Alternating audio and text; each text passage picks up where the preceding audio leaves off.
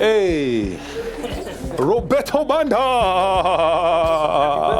Thanks, my brother. Thanks a lot. Come take a sit. We need to find out. I'm gonna. Yeah. Oh, you're gonna. Okay, cool. My right hand man. Yeah. Nice one. Who else we have here? DJ Shosta. Yo, The only guy that hasn't had me on his interview yet. Yo, I think I've had you for like no, you've never. Horn FM. You not Horn FM. I'm talking about your new show. You are scared to have me there.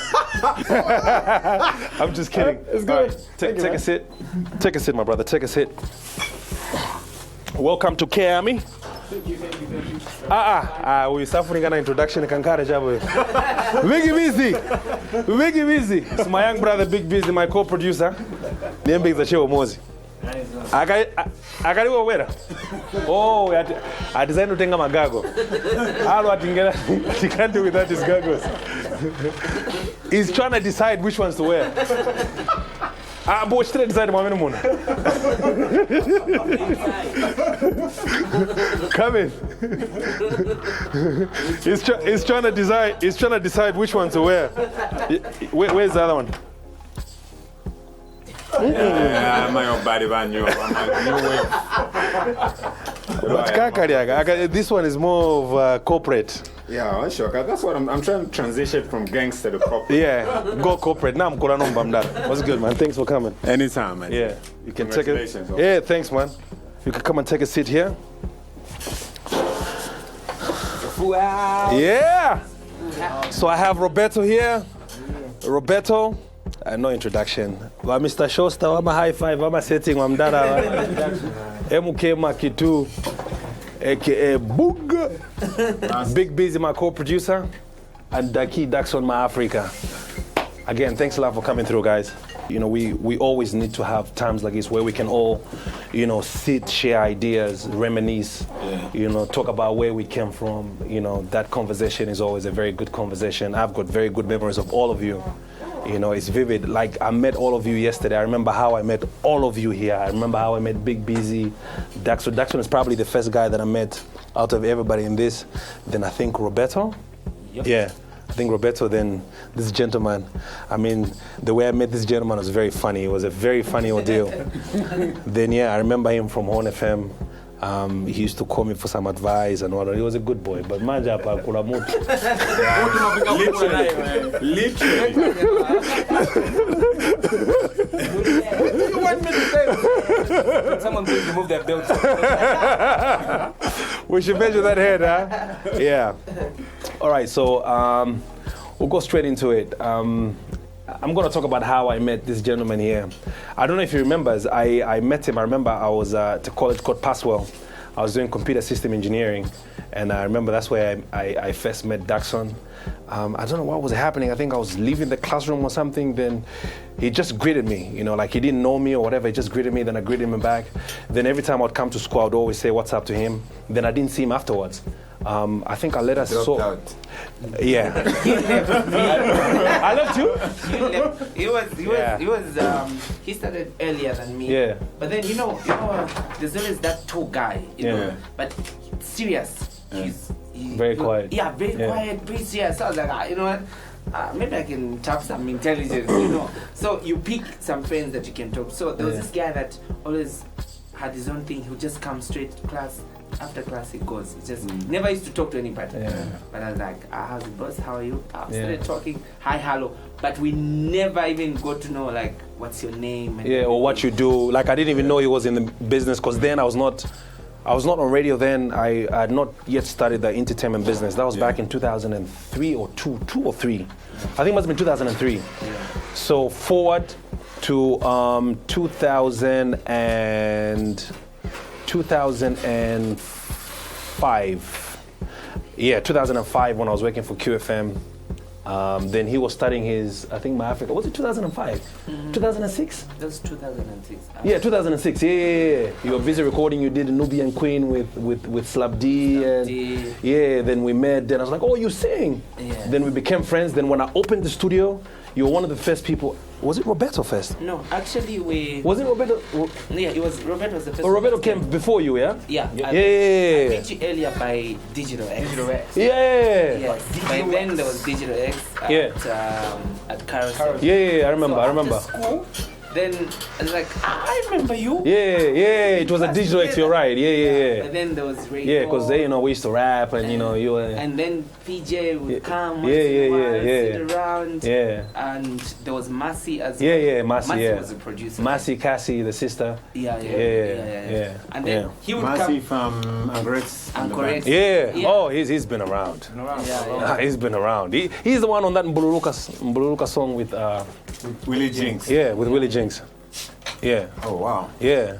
But we had no idea about production. Yeah, Nothing. absolutely We used to zero. go to Digital X. We just used to go and watch. He'd be watching. Yeah. I'd be watching what everybody's doing, and then he disappeared. He went into radio. Yeah.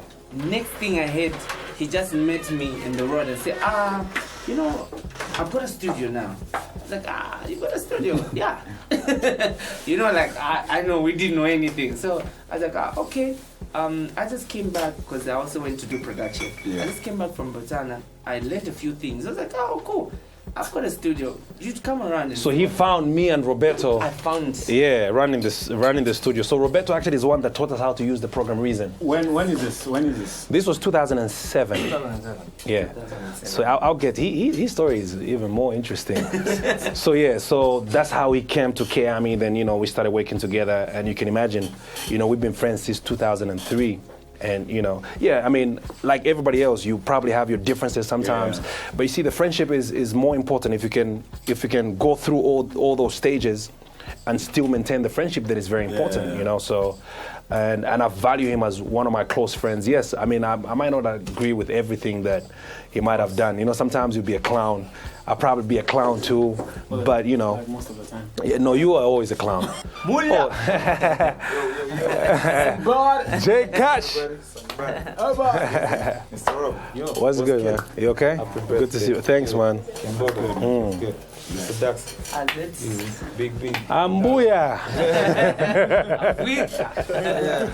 Nice. Good to see you, man. Good to see you. Thanks for coming, though you're late, but it's all good. Yeah. You're looking sharp, though. Thanks. I taught you well, man.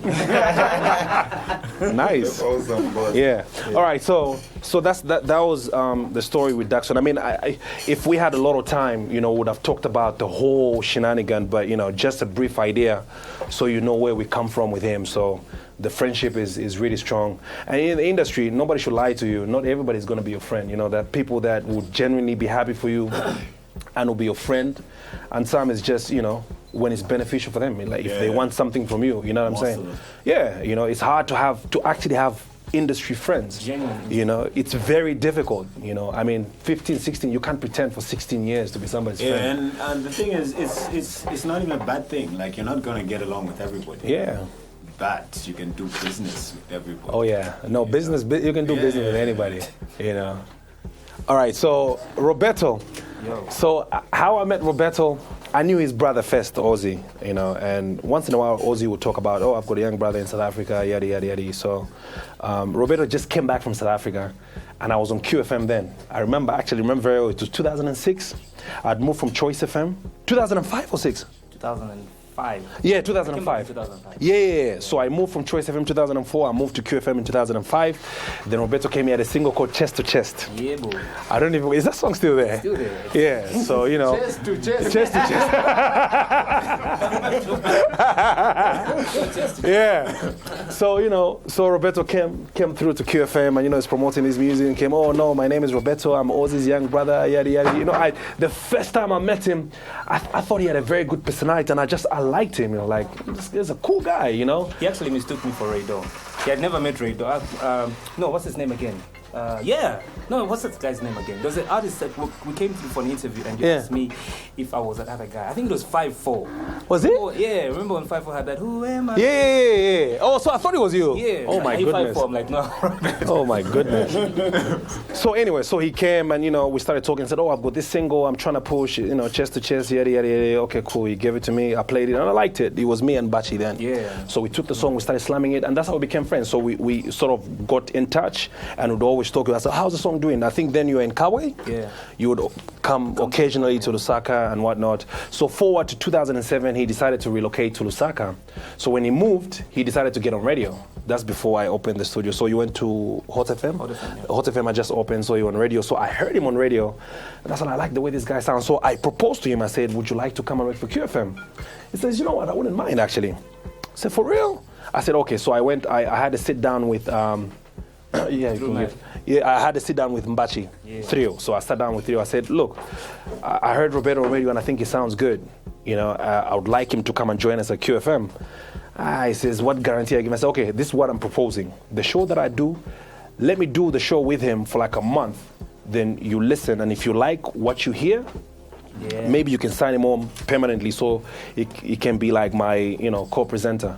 So that's how we agreed, and Roberto came through to QFM. Then we used to do the lunchtime show together. So we used to do the KNR, yeah. So we did that show for like a year or two. We did it about like a year. For like a year? Plus, yeah. Yeah, then you got your own show after that. Yep. So while we're doing that, in 2006, the next year, I managed to, you know, get some fans to open a studio. So I opened K-Ami, and he was one of the first producers, him and Bundu. Actually, Bundu is the one who set up Wheels. The one who set it up. Yeah, Bundu set it up. Then Roberto came through, because Roberto already had the knowledge about music. I had zero knowledge about music. The only thing I had was just my ear. Like, I just knew, like, you know, sound is supposed to sound like that or whatever. And here's the funny thing. Every time when I try to sit on the computer and do something, he would always laugh at me and say, what the heck are you doing? What is that, KB? Guys, the beats were wild. Let me give you an example. Yeah. That's sort of... Listen, that was 2007. Yeah, 2007. So yeah, so you know, then everybody else was using Fruity Loops, Cubase. So he came like, oh, I use Reason, you know, and I saw it, and you know, the program looked good, but it was very complex. So he taught me how to use it, and I fell in love with it, and I didn't learn how to use any other program, but apart from that, so I learned how to use it, and when I learned a little bit of it, that's when Daxon kind of joined us, and I also taught Daxon how to use the program. But Daxon kind of helped me with the chords, because you know he's a church boy, so he would know to my nice chords. I remember him teaching me the first R&B chords, like this is good, like you hold A like this, you hold this. But I didn't understand anything then, you know, until I said, you know what, I had to force myself to learn, because you know I had a record label and I can't really depend on other people. So there's a guy called Gary. So Gary came through and, you know, he said, I can teach you. So he basically took me like to a school. Like I would go there every morning. He said, okay, cool. So this is a keyboard. This is C, this is D, blah, blah, blah, blah. This is F sharp, this is what. So if you want to hold a chord, you hold 1, then you count 3, then you count 4, then that's your major chord. You count 1, you count 3, you count 4, that's a minor chord. So that's how, you know, so you have... You really can't be taught these things, but you have to know, like when you start with this chord, the next chord have to sound like this. For me, it sounded like complicated, but it was easier for me because I already knew, like, I can imagine, like, if I want to make like a beat, like I know, like the chord have to sound like doom, doom. So I'll try to, you know. So with that, with YouTube and just practice, I started learning, and Roberto came and said, okay, cool, that's not bad. I'm learning. I was actually learning how to produce on Judy's album. Oh, yeah? Yeah. If anything, the first Judy album that we started making. It was him, Yeah. Daxon, me and Daxon actually pretty much produced like, majority of the songs. The first time Judy came. Audition, he auditioned that. Because she had like 2 of her sisters. Yeah. And then I told him, say, you know what, she's the one that we need to pick up. Yeah. So we picked up Judy, then we started recording. Yeah. The PC crashed. Yeah, I remember, we lost everything, The PC was stolen and Yeah, that's how Roberto left. He left his region as well. Yeah, it crashed. We had started the first ideas that you left. Yeah. Then got another PC, stolen. Stolen, yeah. Now, Thieves broke into it. And then, into you the know, you office. have this little girl who says it's difficult for her to just spend like even 30 minutes on in the studio. It was stressful Yeah. just to have her around. And then you tell her everything that we've been doing Has gone. Yeah, so you can imagine the stress. So I learned, like, the first song I ever produced professionally is actually my favorite song, Doubting. That's like the first song I made professionally. With nobody's help. I just sat and I just put it together, and I was with PJ that day. Actually, it was PJ's idea. So he played me a song. I'm not going to say which song. He played a song. Then, I was listening to it, and, and I took a bit of some time, but, I put it together. Then, he's busy. Apparently, it was supposed to be his song. Yeah. So when he started doing, I keep on, he actually even did his verses. Yeah. So he did the chorus and he did his verse. I was like, you know what? I've got this girl that I'm trying to promote. Can we just give it to Judy? He said, yeah, no problem, you know. So then he had to rewrite the verses again. So that's how we put it together. Then Judy came through. Then I played it for her. She liked it. She went, she practiced it. Then she came, then she recorded it. And that was the first song we did. Then Daxo did Even If. Then that's how we started doing the album. Then Even If was like the first single put out, and it was very successful. It was big. It was huge. It was the first single that we did and we put out. First single. And people still doubted, like, you know, yeah, where is it going, you know? Then after that, so after Judy's success, before I even drop out the album, then Alpha, you know, started coming to the studio. I think then he was still with No Intro, but, you know, he was looking out to break up because I think Kiami had started, you know, making a bit of, so, you know, he would always come and he used to wear these baggy jeans and you know he didn't look like a rapper, and every time he would come, boss, I rap, I'd like you to sign me, and I'm not looking to sign rappers really, because you know rappers then were not really making a lot of sense, to be honest. It was the Chameleons, the Hamoas, that was the sound. Like rappers like, you're just wasting my time, because everybody then was struggling. You know, there was no rapper in 2007. There was no rapper that, I mean, Slap D might have 1 or 2 songs, but he was not yet established then, you know what I'm saying? Like, you know, it was very difficult then. Maybe people like when a VZ, you know, VZ was already established then, you know. Yeah, VZ, Black Moon, too. Yeah. But, you know, the new school was still kind of struggling, you know what I'm saying? So then I remember this one time, I'm with, you remember Stan? Yeah, Stan. Yeah, the one who was a gospel artist. Yeah, so I was with Stan in the studio, so Alpha walks in, you know, with his big-ass jeans, and, you know, so he walks in, boss, you know, I'm not going to leave today. I've come with my MP3. Just give me even 10 minutes. If you think I'm wasting your time, I'll never bother you again. So he gave me the MP3, I put it in, I was with Stan.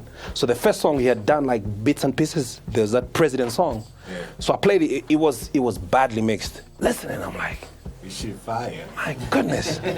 I never heard a local rapper talk about things like that. It's like, I was intrigued. So I started working on the beat. I worked on the beat and I finished the beat, and Alpha did come in the morning. He came in the morning and we recorded it. So that's the deal, song, the president. So the deal was, if this song makes it, you're gonna sign me, because he also had confidence in himself. Yeah. So we put it out, and before we knew it, the song blew. Big.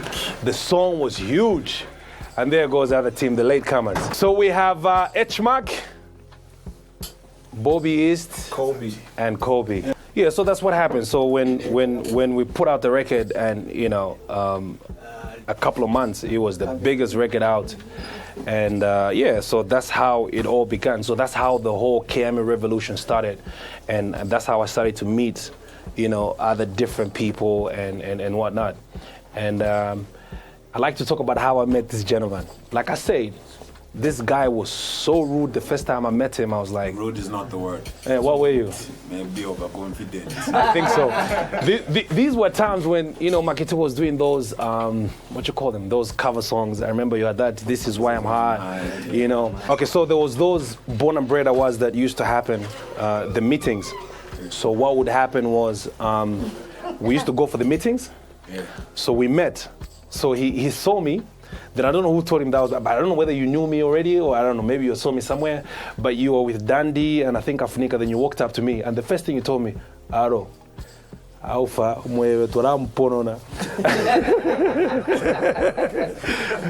why is disrespecting big people? I think that's the time when We Were Younger came out. Yeah. Where Alpha said something about my flaws, mkapasito midi or something, and you're telling me that, and you know, you're busy pointing at me at Tuaramponona. And I'm looking at this guy, I'm like, I didn't really answer, I just looked at you, I was like, who the hell is this guy? You know, who the hell does he think he is? You know, I didn't really talk to you then, I just looked at you, I was puzzled, like, anyway.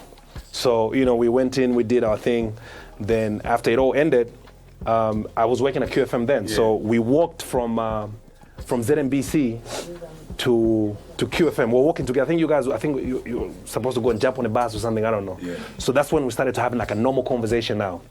It was you, me, Dandy, and I think the other one must have been Afunika, I can't remember. It was a long time ago.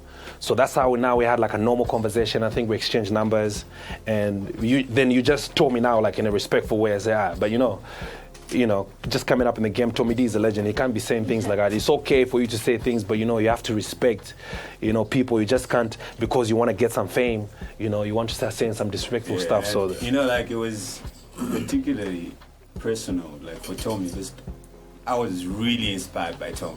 For real? I grew up on Tommy. You know, like obviously, like when I was in high school, like Black Moon 2 and all those cats before. But Tommy took it to another level. You know, with Black Moon 2, they kind of commercialized their hip. And Crisis was rapping in English, so most of us could relate. But like for Tommy for the first time, you know, Tommy, like even when you listen to the first Sling Beats compilation, I think he had the most joints on that shit. And by the way, do you guys know that Tommy D was one of the first artists on Sling Beats? Oh, is it? Yeah, like he took Mumpy there, Chameleon found Tommy D there, everybody. Tommy was huge. Just like Tommy Alpha brought everybody on the KMA record label. So he's actually right. Tommy D was pretty much like the founding. Maybe he never really like blew up on. He blew up like 10 years later. Like on the Chameleon level. Yeah, like that song what did Yeah, my sister, yeah. I think that was his first big song. No, he had Mafasho. Oh he had Mafasho. Yeah. That was like years later. Yeah, but even then, that's like a very dumbed down version of Tommy D. Like the music he made with Sling Beats, oh man, it's still gold, man. Classic. I need to listen to it. Classic. It's still gold. Yeah. He was on, I think, like when he was doing Mafasha, he was working with Ranel.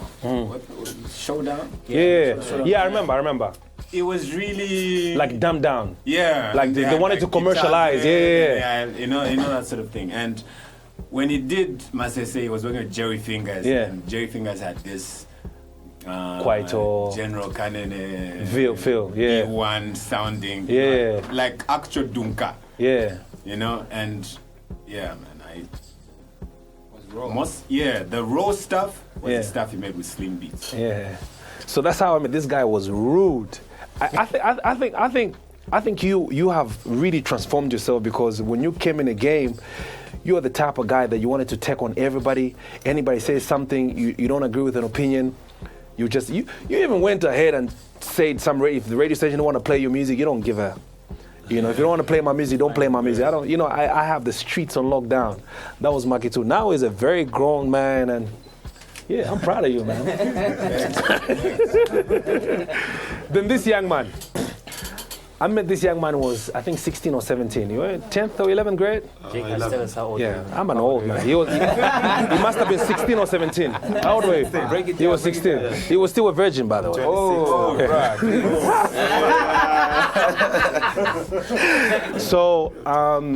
So he knew where I used to stay. So what he would do, like he would see me, like every time when I'm going to the studio, he would see me. Then one time he walked up to me and said, "What's up, KB? I'm J Cash. I rap, blah blah blah. I'd love you to listen to what I do. Please just listen to it." I think I didn't. He gave me the CD. I never listened to it. I don't know. I think I got busy or something. Then he knew where I stayed. So this one time he decided to come home. So he came home. And I saw this guy again. Said, "Did you listen to the CD?" I said, "I don't know. I think maybe, but I'm not too sure." So I think you were in one of my mates' car. And he was playing my stuff, and then you. Oh, then I heard it. That's why I heard it. Yeah. But I thought you sounded so much like Slab D. I remember the first time, it's like, this is good, but you sound so much like Slab D.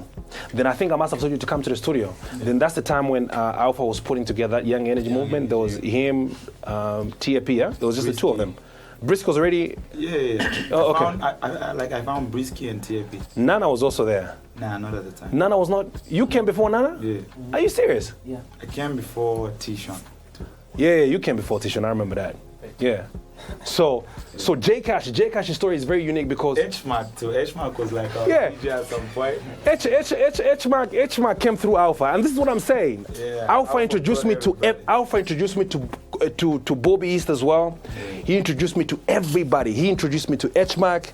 I knew everybody, almost everybody that came after Alpha I knew through Alpha. T-Shon was introduced to me by Alpha. Yeah. So he came through, and we became a team. And the interesting part about J Cash is he came around 2010, 2011, and everybody that came before him, T-Shon came, and T-Shon had big song, he was there, but he never one single day sat there and complained. I say, "Oh, I've been here longer than everybody else, but why not pushing?" Yeah. He always felt like, I'm getting that tough love, but I have to keep working hard. Maybe I'm not doing the right thing. Maybe I'm not doing what I'm supposed to be doing. And he kept on working and working. And here's a very interesting story. So his first big song, H-Mark is here. So Asa one time, you know, I'd also signed Asa. I signed Asa to you, right? Yeah. So Asa was recording some songs. So one time she came, she said she had an idea that I love you. So she sang it. Then I made the beat. Then I packed it. You know, it's one of those where you make something, then you pack it. That was actually supposed to be Bobby. Bobby's. I'm getting to that. I'm getting to that. So fast forward. A few months later, I think about 7 or 8 months, you know, it's one of those where you're going through your folder. So let me check what I have. Then I played the beat. You know, the beat was incomplete because that's what I do. I never really finish. I would just do like a rough work. Then I liked it. Then I started working on it. So I pimped it up a little bit. And that's the time when HMAC approached me and said, you know, I want you to do some songs for, you know, Cantu, you know, and you just signed Bobby, I remember. Can you give me some beats, some songs? So when he came, I had that in mind. Then I gave it to him. I said, okay, this will be good. You know, it's different from what he does. You know, he might want like something commercial. Yeah. So they had that beat for like 7 months. So what would happen is that J Cash heard that song. So one time he opened the phone and he heard it.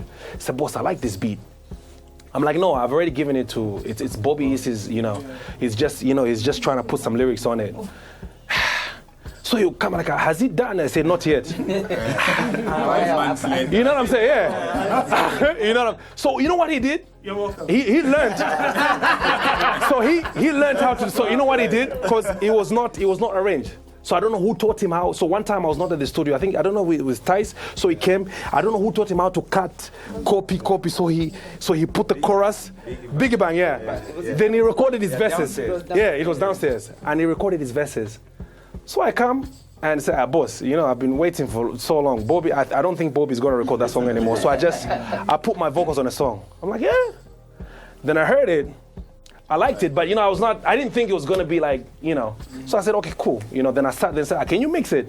You know, kept on bugging me. Can you mix it? I said, I'm going to mix it when I find time. Can you mix it? So one time, were we together when I was making the song? No. Okay, so one time I just decided, let me just mix it. So I mixed it.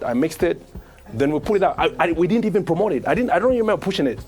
And the song just went viral. And that's where J Cash, you know, started his, you know, his brand, and you know, you stopped sleeping on it. Yeah, and you know, because actually there's times when KB like could walk into the studio and give me his attitude, like he would, like I took time to blow, you know. So I don't remember that. Wasting his time.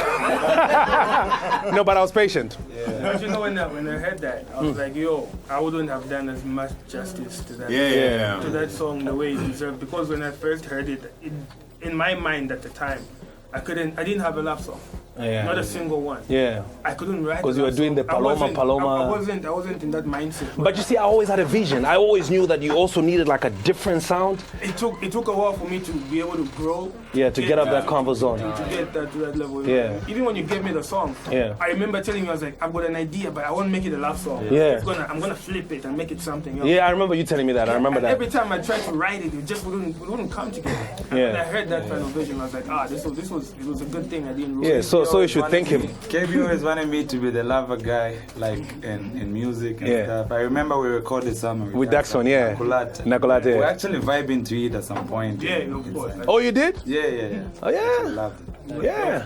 I begged Cleo Ice Cream to take the record after Bobby turned it down. You lie. Yeah, Cleo turned it down. Yeah, so I mean, it's blessing in disguise. I begged Cleo. That was his opening. Take this song. Yeah.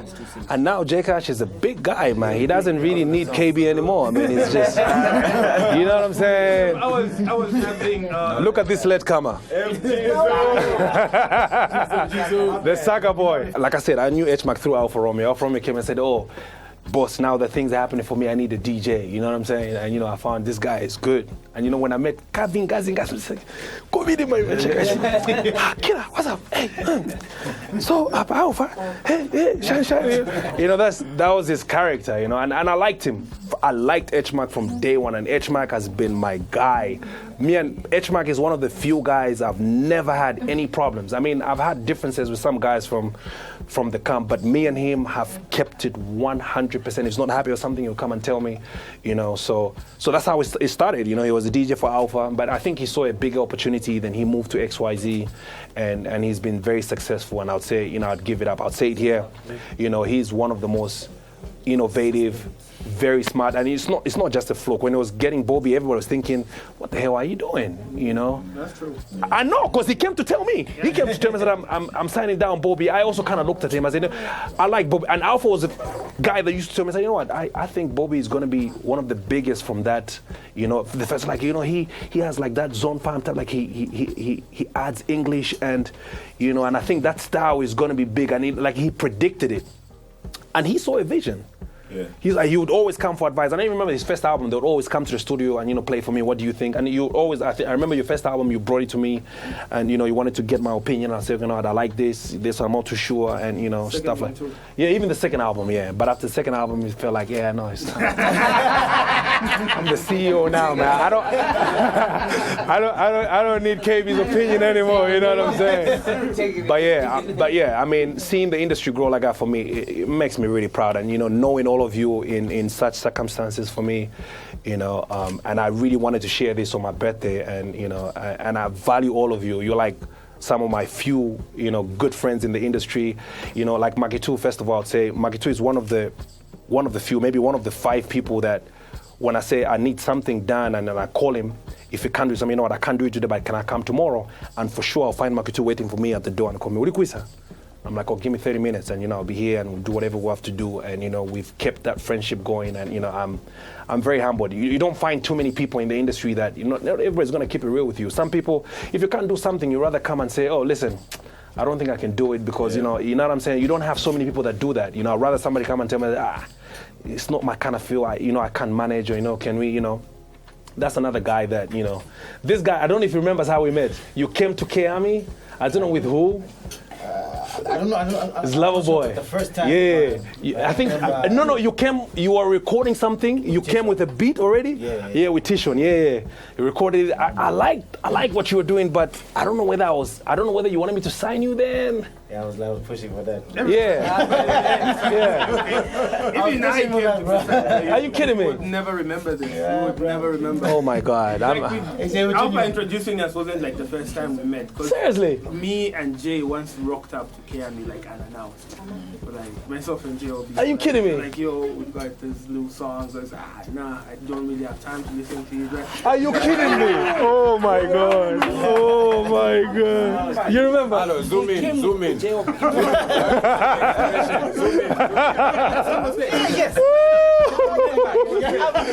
No, say my name. We were in the Busy people. Yeah. These guys came with JOB. Yeah. So they walked in. I think they were looking for Alpha. Yeah. And Alpha wasn't there. Yeah. It's one of those things like, Adaki, I think he was about Alpha. But you know what? So I have like 4 different email addresses. Yeah. I have one that I opened like 15 years ago. And every now and then I like to just go back to the first my mails that I used to send. And I used to send songs to like IK, Crisis, what, no reply. So now, when I play those songs, I know why they never. They sounded terrible. This was whack. I wouldn't sign myself. So in most cases like that, it's not that people don't believe in you or are hating on you. It's You're just that not there people yet. they can't see what you're going to become. From And I'm telling you, it's not even like I've turned down a lot of people. We all have. Yeah. And it's not. Some that worked out. Yeah. And like I listen to your stuff and I know it's not good. It's not even like, it's not good. You can sign yours. Yeah, but I can't know what's going to happen after 10 years. That's very true. Bro, you know what I mean? I could tell you stories that kind of like later on affected me. You know, one time, like the first time I heard Afonika, he came by QFM and I told him, dude, you sound like Chameleon. Actually, the manager wanted me to sign Afonika, I remember. And I told him like point blank, like, you know what? You're good, but you sound like Chameleon. Like the first days he used to sound like Chameleon. It's the same as Dreams as well. So I told him, I told Afonika, I said, you know, I sound like Chameleon. And one day he came and said, you know what, one day you remember me. And I forgot. Then years later, he comes. Scary. CD. I'm like, I've been looking for this song. Like, you don't remember me? I'm like, I don't remember. It's wild. It's wild. The guy told that I sound like Camilo. Oh my goodness. But then he said, you know what, I'm happy that you told me that because it made me realize that I was sounding like my idol. You know what I mean? But then look at Afunika now. Yeah. He's really changed. Absolutely, and another man. guy that we turned down with Ozzy was Jimmy. You know that song Over? Yeah. We had that CD in the house. For You months. lie. I kid you not. And he was like, please help me push. And we just like sat on it. Then after it blew up, Damiano comes through with the CD. I'm like, you know what, I think I've seen, he went by a name called Casanova. Oh, yeah. So I checked, I'm like, Casanova over. So the song you slept on. Huge. Yeah. So you know, sometimes we make, like, we don't see the person beyond where they are at that Yeah. because we kind of like already have a premeditated thought of who we want to listen to and who we think will blow up. But I think it's something that at times we kind of like regret in our music career. Yeah, but you know what I think? Like, most artists are not who they are going to be at that moment when they come to you. Yeah. It takes a lot of growth and they become someone completely different. You know, that sort of thing. So it's not like if you, the guy who blows up, if he comes to my door, I know that's good. You know what I mean? I know, like, oh, this is fire. But if you're going to be fire after 5 years, I'll turn you down today. You know what I mean? Because I don't know, yeah. Yeah. Yeah, that's true. Only you know your passion. Yeah. Sorry for breaking down. And that, You know that your also passion. reminded me, Like when I was first coming through to his booth, I could feel that, okay, I'm gonna be this nigga. Yeah. Only he can see that. Exactly. And what he would tell me was, equipment is expensive. That's what I used to I say. understand now. I find him walking in town, I'm like, I don't care, I'll stop KB. Yo, KB! I run up, like a bag. There's one like a bag. Yeah, I remember. Yeah. I'm hustling still, but I've hooked up just. I'll help you out. But you know why I did that? Yeah. You know why I did that? I mean, you know why I did that? In 1999, me and 44, when 2000, there was Cypher. I don't know if you guys remember Cypher Music. Yeah. We went to Cypher Music, and then there was Joe T, Jerry Fingers. I can't remember who else was there. So we asked, how much was it? In 2000, they were charging 250,000 kwacha. Yeah. We're school kids. Where are we going to get that money from? It took us 7 months. You know, it was one of those things, 7 months to raise that money.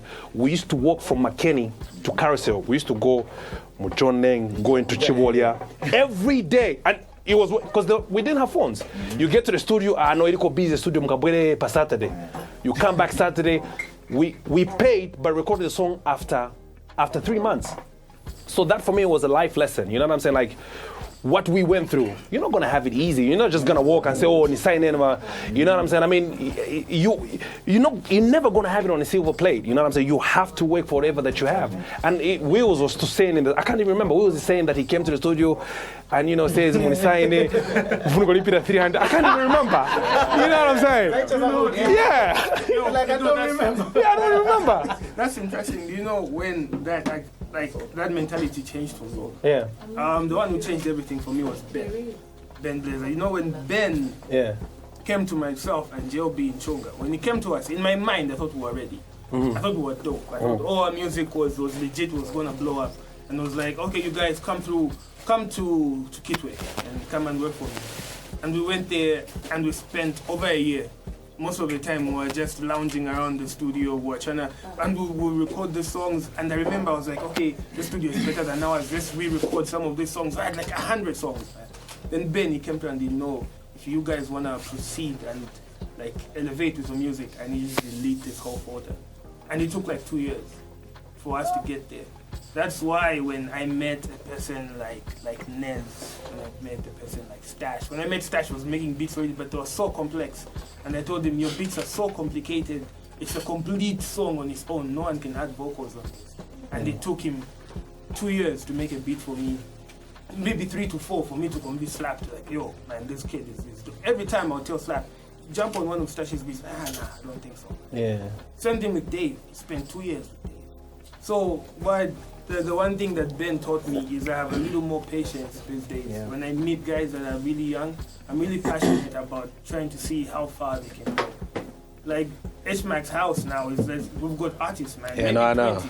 Yeah. They're always there, all the time, and they record every day, and not every song comes out. Yeah, no, that's true. It's part of the process. Yeah. And somehow there's always needs to be someone who believes in you. Yeah. Not for immediate results, but maybe because, and it's not everyone of them that will work out. But the turn downs also kind of works out because it makes you realize that, you know what, nothing's going to come on the silver, but we have to work for whatever we have and, you know, go out there and do what we do. You know where my turn down, where I bring all of these guys down to, like, every time I've got a show, I'm like, oh, we've got a show. I'm like, oh, buy a ticket. Or they're like, can I open for you? I'm like, nah, you haven't earned it yet. Nez is my best friend, and they spent 6-7 years is going to me with shows. I never even used to let him hype me up, and he had songs. Super smart. That's how I signed this guy. This guy came as an artist when I just signed T-Shon.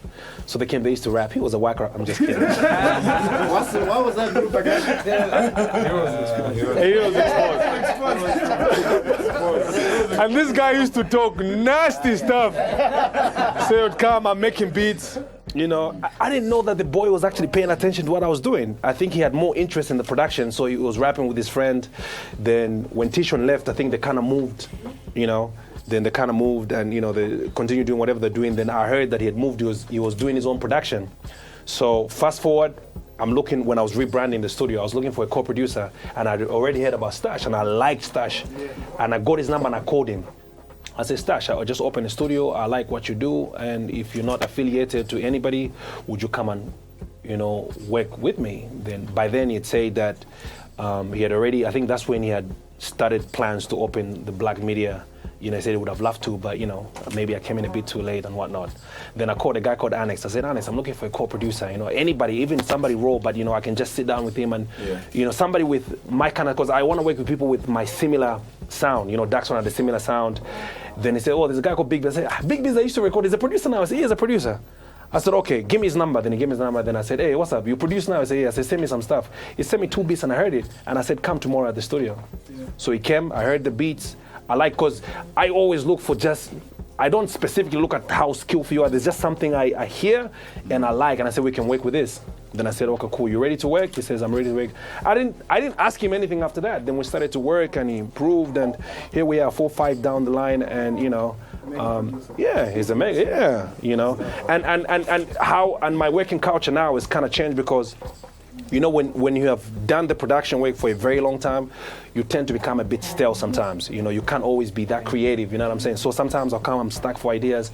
I'll complete a beat and I'm not feeling it. I say, Big Busy, you know, do whatever you can do with this, then I'll come listen to you tomorrow and see if I like anything. If I don't like anything, I'll remove it. Whatever I like, you know, I'll keep it. And, you know, that's how we've been able to work. And now I try to work with as many people as possible. Daxon, you know, sometimes I go ask for some advice from Roberto. And, you know, and I think we grow like that, you know, with everybody else. FJ has been one of my guys. FJ is literally, and people are saying, why is he on all the Diary songs? I'm so jealous of Listen. How come we don't get let me tell you. Let me tell you. Let me tell you. Let me explain. What you said on 6. Let me explain why I find it easy to work with him. Number one, okay, first of all, I had Neo, because Neo was always here, and, you know, so it was easy for me to just, you know, sometimes I say, you know what, I want you to do an idea, then I'll get somebody else to sing it. Because not everybody writes. So whatever he sings is always nice. You know, it did 3, did 4. I'm like, why should I give somebody? It just sounds okay. You know what I'm saying? Then FJ's like, I need to name of daddy, you know, because he's easy. You know, FJ is one of the guys like, I would just say, FJ, what do you hapa niko che running bati ningabwera pa studio natoka bwera okay nzibwera my mind. You come 30 minutes later you find me, and I'm not exaggerating. I'll play a beat for FJ. I'll tell you 80% of the beats I played for FJ, I'll play a beat for him. FJ will just pace just for like 5 minutes. Even less than 5 minutes. That's too long. Maybe 2 minutes. I'll play the beat, even this new diary. So after we finished recording the song we're recording, then I said, I have this idea. I want you to record it because I want Mainza to sing the chorus. Sometimes you won't even finish the beat. Yeah. You just play for 10 seconds. Yeah. Oh, okay. I've got an idea. So I was gonna have Mainza sing, but I wanted him to kind of put it together. Yeah. So I played it, like, this is dope, Killa. Then he just sat there, just okay, Nico, an idea. Just like that. Press record, and it just says what he was saying. Am I telling the truth? Am I telling a lie? And I sat back and I heard it. I'm like, you know what? I said, you know, I'm just gonna keep it. It's fine. And that's how, and that's why I keep it. So let me do a bridge. Same thing. 20 minutes, 30 minutes, we are done. So now you understand how easy how easy it is to just work with somebody that when you call and you want to get something done, it gets done. Some, we all have like a different working culture. Some, maybe Bobby's a perfectionist. You give something to Bobby, he's going to get back to you after 2 weeks. You know what I'm saying? Everybody's different. Everybody's got a different working culture. And sometimes when I have an idea, I want to execute it there and then. And that's how we do it. So, yeah. So I guess me and Jackson have to pat ourselves on the back. Yeah. I have to thank these two guys. No, I do. And I always say that I appreciate it. Majority of the things that I learned, and like my R&B touch, most of the things I learned from this guy behind me. You know what I'm saying? He's a legend. He doesn't he doesn't get the credit that he deserves, but I learned so much. And in the end, Big Busy learned from me, and I learned so much from him as well. These new school producers are very crafty, man. I learn something new every day. So it's one big happy family. Something that he said, when you put in so much work into something, you treat it as such, like it has value. Yeah. Somebody gives you, I don't know, a car today. You just got it, it's free. Something happens to it, the pain is, but when you hustle for it, you sacrifice time with you guys earned it, man. And then you lose that. You guys earned it. So every one of you. Bobby East earned it. H-Mac earned it. I don't want to hear anybody say no. He earned it. He did. He did. Whatever he has now, he earned it. This guy is a hustler. But this guy's work. I think what's very dynamic here is through the entire storyline that you've given, right? And everybody's role. You do understand that right here, we are all in a position to change the face of this industry in Zambia. You know what I mean? Yeah. Because when you look at just how much, for example, Alpha has done, right? Just for your studio alone, is immense. What J-Cash has done. And, he's also working with new artists. Even everybody here is working with new artists. So this is like a whole new level, and we're changing the way our industry is going to be in the next 10 years. Yeah. So I just wanted to remind you guys that we have so much power in our hands in the decisions that we make, and I hope that we make the right decisions. Let's not close our ears to fresh ideas, but let's be open, because we have all come from somewhere and we're here today. Yeah. So I congratulate you guys for being here, for everything that you've gone through, and I hope that everything that you experienced today will just be a testimony of how great you have been and how great you'll be remembered by the people that you're helping. That's a very nice speech, huh? Touch them by.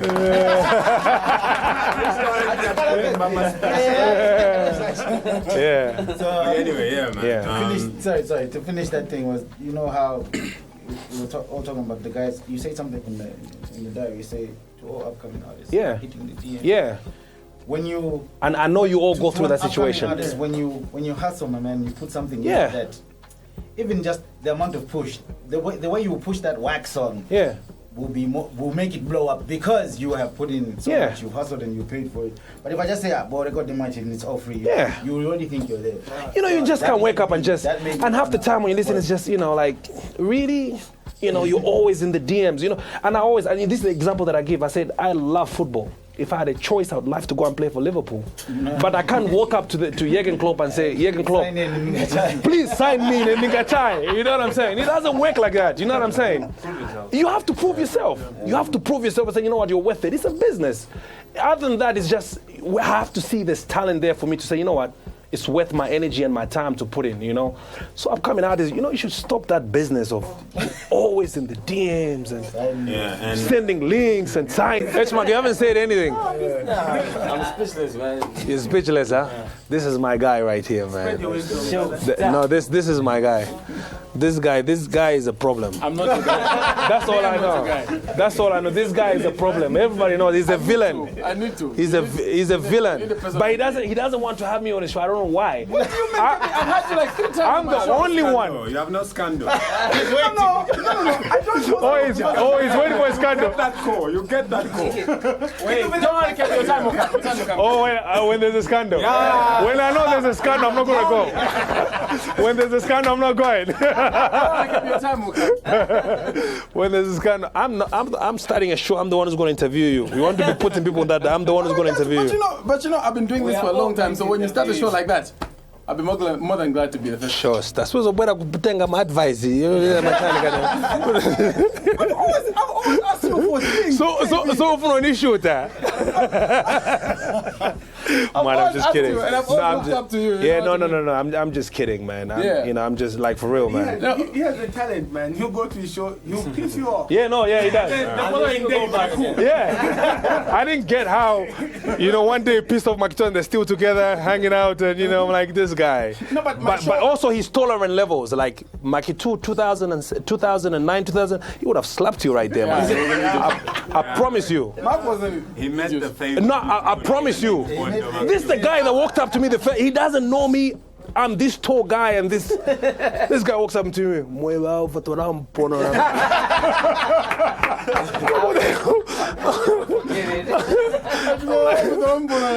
I'm saying? Like, who the hell is this guy? No, he was dissing his idol. It wasn't necessarily dissing his idol, but one of those in his way he was very offended. Like he was waiting just to meet me so he can tell me that. Like we'll mess him up.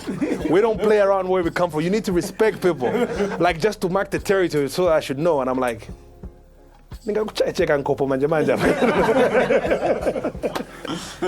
so yeah, guys. Big H right there. Yeah. When I record a song, I remember when T-Sean recorded the same song that we were working on. Yeah. Oh yeah, man. I love that song, by the way. Yeah.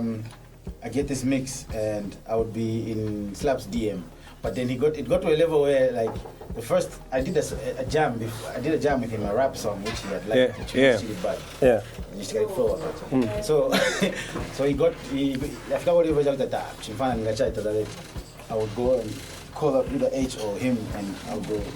And then I'm going in and he give me advice. No, this is properly mixed now. Push it like I'll come with Amina. Remember? Yeah, Amina. Yeah. Amina Somali.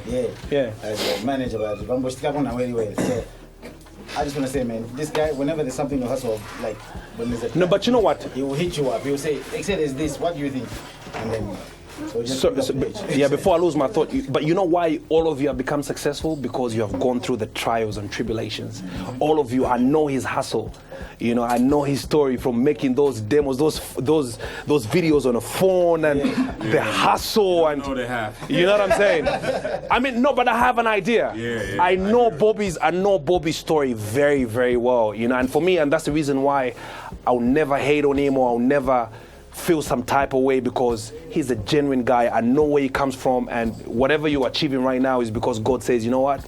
It's your time, Shine, my brother. J Cash, the same story. This guy, everybody, T-Sean came, Blue, everybody came, found, J Cash was the last one. Tice came, even Tice. Tice came, because he was even trying to be on Tice's record, but Tice came, Tice found him. You know what I'm saying? But he was there and just waiting for his time. And when his time came, he made sure that he made use of it. And I'm really proud because now you're standing on your own 2 feet. You understand what you want.